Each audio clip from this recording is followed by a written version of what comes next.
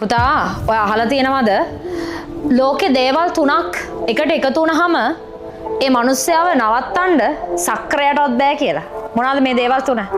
මිනිස්සෙක්ට පිස්සුවෙන් වගේ අරමුණක් තියෙනවනම් ඒ අරමුණ වෙනුවෙන් අසාමාන්‍ය ඉවසීමක් ඒ මිනිස්සයාට තියෙනවනම් ඒ වගේම ඒ අරමුණ වෙනුවෙන් ඒ මිනිස්සයා පුදුම ඩිසිප්ලින් එකක් මේන්ටේන් කරනවා නම් මතක තියාගන්න.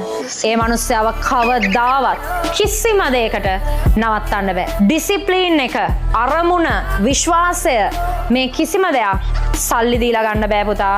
මේ ඔක්කොම අපේ ක්වොලිටි, අපි මේන්ටේන් කරන ක්වොලිටි. ඒක කඩාගත්තු තැන මිනිස්සයාට පැවැත්මක් නෑ.